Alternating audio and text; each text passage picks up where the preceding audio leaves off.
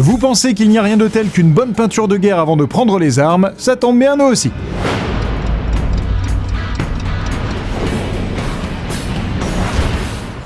Quoi de neuf Docteur dans la fanzone aujourd'hui? Eh bien peut-être qu'après avoir refusé le rôle de Pepper Potts dans Iron Man, Rachel McAdams va enfin débarquer dans l'univers Marvel. C'est en tout cas ce que nous dit le site Heroic Hollywood, qui nous annonce que l'actrice de True Detective saison 2 et de Sherlock Holmes a rencontré le studio pour un rôle dans Doctor Strange. Et là je pose la question, pour jouer qui? Et oui, on le sait, Doctor Strange n'est pas très connu pour regorger de personnages féminins. En plus, cette rumeur arrive à 2 jours du Comic-Con, alors est-ce que cette annonce ne serait pas un moyen de forcer Marvel à révéler ce choix de casting? Marvel qui, je vous le rappelle, a décidé de ne pas se rendre à la convention.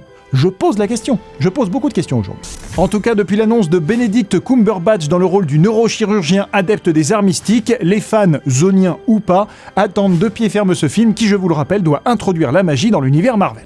Côté casting, outre la rumeur Rachel McAdams, on avait également eu la confirmation de Tilda Swinton dans le rôle de l'ancien et professeur de magie de Doctor Strange, mais aussi de Chiwetel Ejiofor dans le rôle du baron Mordo, un méchant qui ne manquera pas de mordant. Mordo.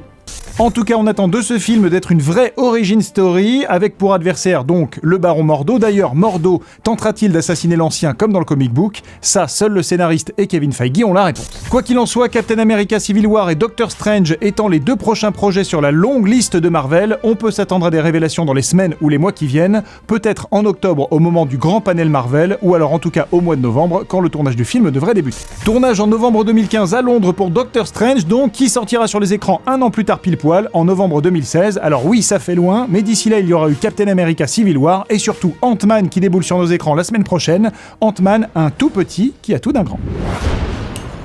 Aussi imminente que le tournage de Daredevil saison 2, voici les news en bref. On l'avait espéré, mais non, Independence Day Résurgence n'aura pas lâché de teaser ce 4 juillet. Au lieu de ça, la production a dévoilé quelques gifs animés, l'invasion alien est donc imminente et il faut se préparer à se battre une nouvelle fois pour notre liberté et notre droit d'exister. On ne rentrera pas dans la nuit sans combattre, on ne disparaîtra pas sans nous battre. Aujourd'hui, nous célébrons notre indépendance! Bill Pullman.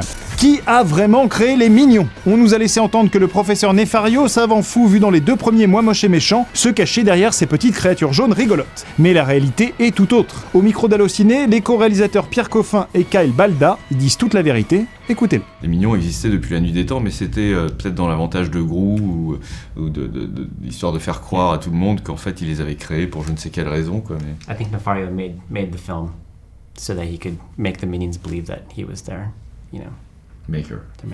Aujourd'hui dans le courrier des fanzoniens, on répond à Harley Quinn, échappée du tournage de la Suicide Squad et qui nous demande des news d'Assassin's Creed. Eh bien Harley, figure-toi que le film de Justin Kurzel se dote d'une recrue de choix, Michael K. Williams. Vu au casting de The Boardwalk Empire, Michael K. Williams est un acteur culte pour les fans de The Wire, où il campe le gangsta Omar. Le comédien rejoint donc Michael Fassbender, Marion Cotillard et Alicia Vikander, et comme une bonne nouvelle n'arrive jamais seule, sache que Michael rejoint aussi le casting de SOS Fantôme 3, tout comme un certain Andy Garcia. Il semblerait qu'Omar n'effraie plus personne. Fanzone, c'est fini pour aujourd'hui, mais vous pouvez nous retrouver sur YouTube en vous abonnant à la chaîne Fanzone et à la chaîne Allociné.